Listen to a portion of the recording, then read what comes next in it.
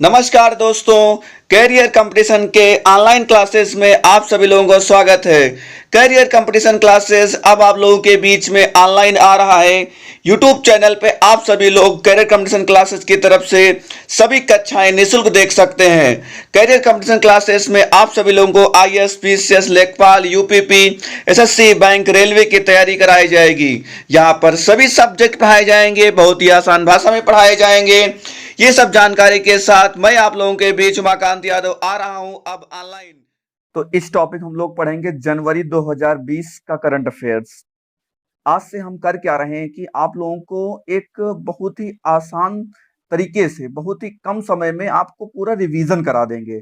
जनवरी 2020 से लेकर के जनवरी 2021 तक पूरा करंट अफेयर्स आपको मिल जाएगा। हर महीने का अलग अलग और बहुत ही क्विक रिवीजन, बहुत ही कम समय में आपको रिवीजन हो जाएगा। तो देखते हैं अपना आज का पहला क्वेश्चन। आज का पहला क्वेश्चन क्या है? जनवरी 2020 की अगर बात करें तो उस समय चुनाव चल रहे थे। तो इसलिए हमें यह पहला क्वेश्चन ले रहा हूं कि लोकसभा में जो एससी कैटेगरी यानी अनुसूचित जाति है, जाति की कितनी सीटें आरक्षित हैं, ये क्वेश्चन बनता है। यहाँ पर साफ आप देख सकते हैं 84 बताया गया है। और अगर आपसे कोई पूछ ले या आपको कोई पूछ ले, अगर आपको जानकारी ना हो तो मैं बता देता हूं कि एसटी की कितनी सीटें आरक्षित है लोकसभा में, तो वो 47 सीटें आरक्षित है। फिर से सुन लीजिए, एससी की अगर बात करें 84 और एसटी की कितनी है? 47 है। इस तरीके से आप देख सकते हैं। आगे बात करते हैं जनगणना 2000 जो 2021 यानी देखिए जनगणना हर 10 साल पे होती है। सबको पता है कितने साल पे होती है? हर 10 साल पे होती है। 2011 में जनगणना हुई थी, आपको ही पता है। अब 2021 चल रहा है, 2021 में जनगणना हो भी रही है। तो इसके लिए जो प्रस्तावित मतलब इतना बजट बता दिया गया है कि इतना पैसा लगेगा, वो कितना है आपका? ये देख सकते हैं 8800 रुपए, 8800 करोड़ दिया गया है कि जनगणना अच्छे तरीके से हो सके। अगला क्वेश्चन बनता है, सुशासन दिवस कब मनाया जाता है? सुशासन दिवस हमारा कब मनाया जाता है, इसके बारे में आपसे क्वेश्चन पूछ रहा है। तो सबको पता है 25 दिसंबर को अटल बिहारी वाजपेयी की जयंती के दिन सुशासन दिवस मनाया जाता है। अगला क्वेश्चन है, डीएनए एनालिसिस अपराधी को जल्दी इस समय देख रहे होंगे, जो मैं जिस समय के करंट अफेयर्स की मैं बात कर रहा हूं 2020 की बात कर रहा हूं, वो भी जनवरी की बात कर रहा हूं। तो उस समय निर्भया कांड चल रहा था। उस समय क्या चल रहा था? निर्भया कांड। तो निर्भया कांड के बारे में यहां पर आप देख सकते हैं। चौथा क्वेश्चन जो है आपका निर्भया कांड से संबंधित है। तो उसमें क्या दिखाया गया है?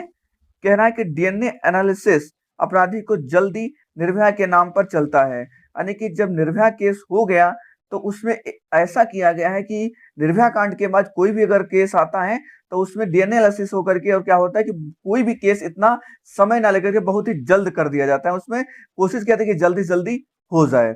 अगला क्वेश्चन है, एसडीजी इंडेक्स में भारत का कौन सा स्थान प्राप्त किया गया है? वो 60वां स्थान प्राप्त किया है। अगर आपसे पूछ ले पहला किसने किया तो केरला ने किया है, और सेकंड जो किया है आंध्र प्रदेश ने किया है, और सबसे आखिरी कौन सा राज्य आया है? बिहार। एसडीजी इंडेक्स में भारत कि अगर विश्व लेवल पे बात करें तो भारत का 60वां स्थान है। अगर भारत के अंदर की बात करें, राज्यों की बात करें, तो केरल पहले नंबर पे है, आंध्र प्रदेश 2 नंबर पे है, और सबसे लास्ट में जो आया है वो अपना बिहार आया है, अपना छाया हुआ बिहार। ठीक है, बिहार के बारे में आप कोई टिप्पणी मत करिएगा। आदर्श ग्राम सांसद योजना कब स्टार्ट की गई थी? सबको पता है, एक बार फिर से जान लीजिए, अक्टूबर 2014 को स्टार्ट की गई थी। पहली किस्त में कितने गांव गोद लिए गए थे? 703 गांव गोद लिए गए थे। दूसरी किस्त में 497 गांव गोद लिए गए थे, और तीसरी किस्त में 301 सांसदों ने गांवों को गोद लिया था।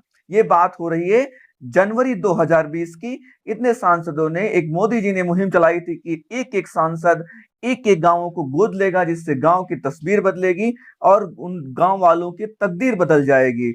लेकिन हकीकत क्या है, आप सभी लोगों से छिपी नहीं हुई है। ठीक है, इसमें हमें बताने की जरूरत नहीं है कि सांसदों ने गांव को गोद ले लिया है, और गांव को गोद लेने के बाद कितना वहां की तस्वीर बदली है और कितने गांव वालों की तकदीर बदली है। चलिए आगे बात करते हैं कि मनरेगा की शुरुआत कब होती है? तो मनरेगा की शुरुआत 23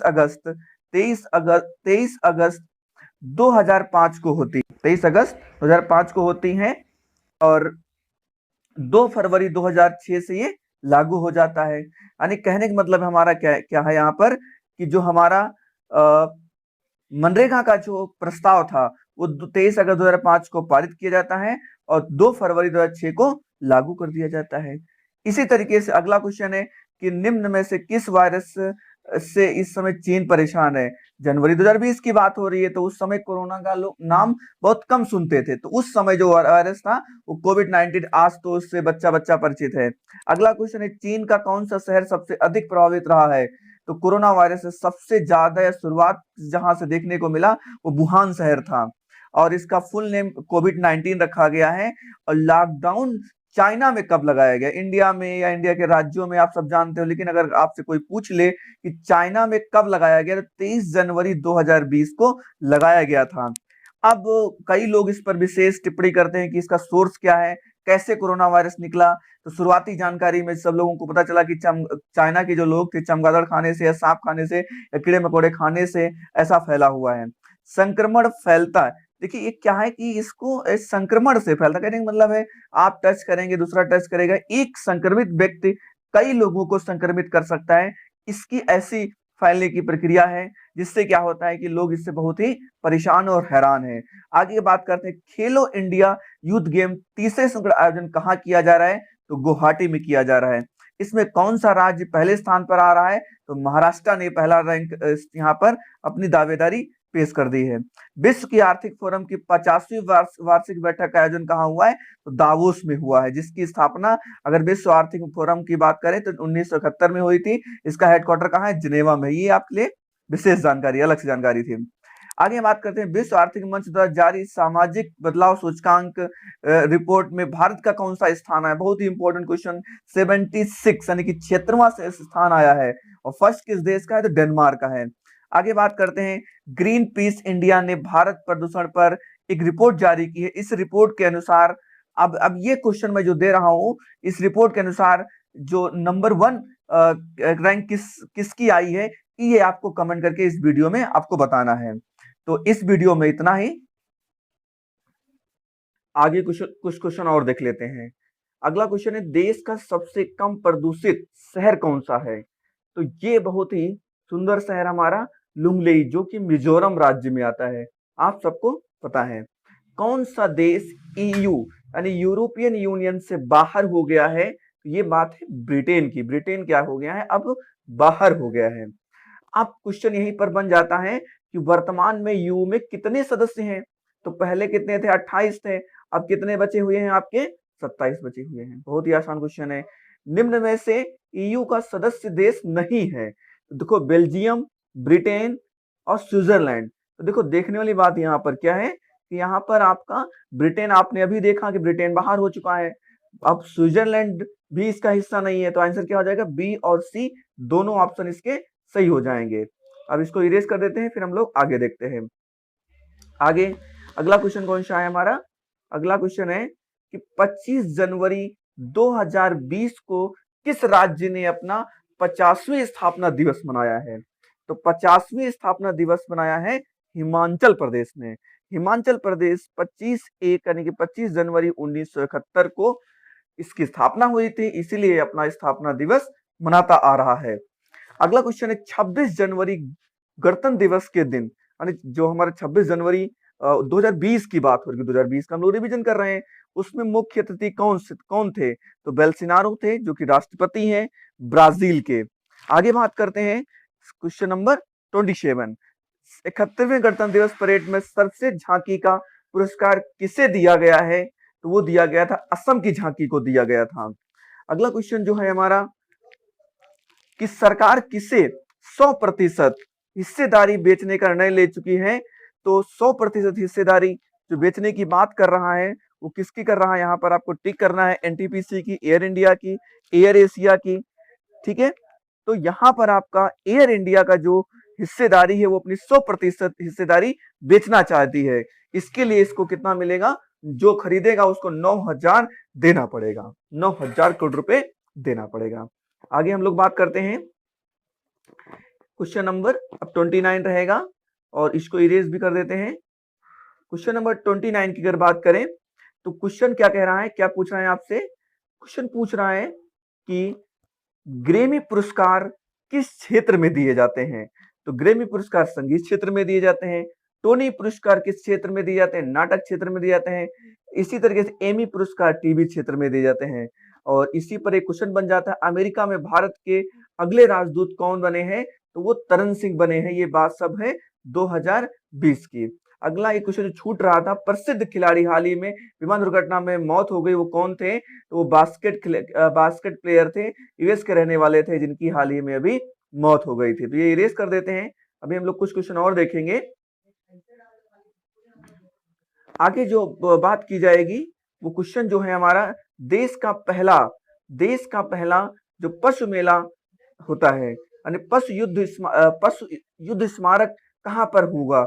तो ये मेरठ में किया जा रहा है। यानी कि युद्ध स्मारक, जैसे कि हमारे जो सेना के जवान होते हैं वो शहीद हो जाते हैं तो उनके लिए स्मारक होते हैं। इसी तरीके से कुछ पशु भी हमारे सेना में या फिर किसी युद्ध स्थिति में शहीद होते हैं, उनकी याद के लिए स्मारक बनाया जा रहा है। कहाँ बनाया जा रहा है? मेरठ में बनाया जा रहा है। इसी तरीके से हम लोग आगे बात करेंगे आईसीसी 2019, क्योंकि 2020 की मैं बात कर रहा हूँ, 2019 पूरा बीत चुका था। तो आईसीसी ने अपनी 2019 में रैंकिंग जारी की थी, जिसमें आईसीसी सर्वश्रेष्ठ वनडे खिलाड़ी कौन है? रोहित शर्मा जी हैं। आईसीसी सर्वश्रेष्ठ टेस्ट खिलाड़ी कौन है? पैट कमिंस ऑस्ट्रेलिया के खिलाड़ी हैं। और ICC player of the year किसे चुना गया? वेन स्टार्क इंग्लैंड के खिलाड़ी हैं। फसल कटाई का त्योहार मकर संक्रांति मनाया जाता है, यानी जब इस समय जनवरी में जो त्योहार आता है वो कौन सा? मकर संक्रांति होता है, जो कि फसल कटाई के उपलक्ष्य में मनाया जाता है। क्वेश्चन क्या बनता है कि तमिलनाडु में इसे क्या कहते हैं? तमिलनाडु में इसे पोंगल कहते हैं, बिहार में इसे खिचड़ी कहते हैं, हम लोग भी खिचड़ी ही कहते हैं, पंजाब और हरियाणा में इसे लोहड़ी कहा जाता है। तो बहुत ही इंटरेस्टिंग क्वेश्चन था। आगे हम लोग बात करते हैं, पहले इसको इरेज कर देते हैं, फिर आगे बात करते हैं। इसी तरीके से क्वेश्चन अभी कुछ क्वेश्चन और हैं। ये बहुत ही आसान क्वेश्चन है। आप देख सकते हैं, रायसीना डायलॉग निम्न में से कौन से कथन सत्य हैं? 2016 में शुरू हुआ था, या 5वां संस्करण था, या दिल्ली में मनाया गया? Navigation alpha country. तो यहाँ पर क्या है? सभी सही है। रूस के न्यू पीएम कौन है? बहुत ही आसान क्वेश्चन है कि जो रूस है हमारा, रशिया जो है, उसके न्यू पीएम कौन बने हैं? तो मिखाइल मिशिस्टन साहब से न्यू पीएम बने हैं। आगे बात करें, केनाइन ब्रज तोप का निर्माण, जो तोप हमारे निर्माण किसने किया है? एलएनटी ने किया है। एलएनटी इसमें बहुत फेमस है। स्टैच्यू ऑफ यूनिटी भी इसी ने निर्माण किया था। आगे बात करते हैं। आगे जो अगला क्वेश्चन बचा हुआ है वो है क्वेश्चन आपका, जीतू राय को पद्मश्री 2020 से सम्मानित किया गया या किया जा रहा है, किस क्षेत्र संबंधित है? यानी किया जा रहा है, इनको किस क्षेत्र में संबंधित है? तो ये खेल संबंधित है। किससे संबंधित है? ये खेल संबंधित है।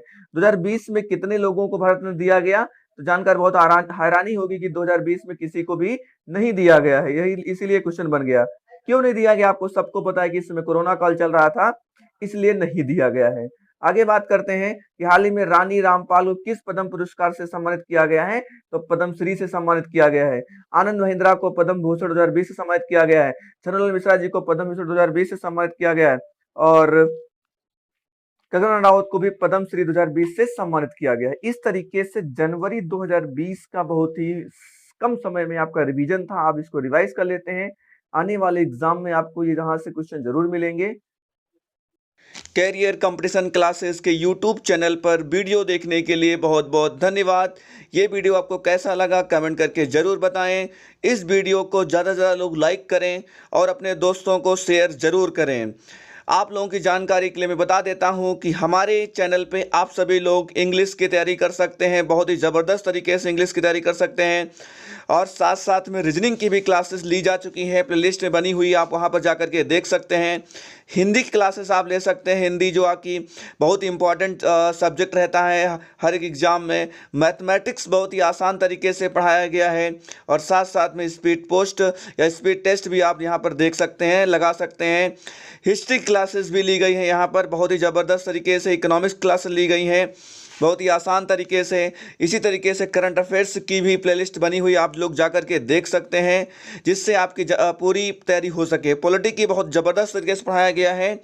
इस तरीके से सभी सब्जेक्ट पढ़ाए गए हैं ऑनलाइन क्लासेस में। एक बार पुनः बहुत बहुत धन्यवाद। चैनल को लाइक सब्सक्राइब जरूर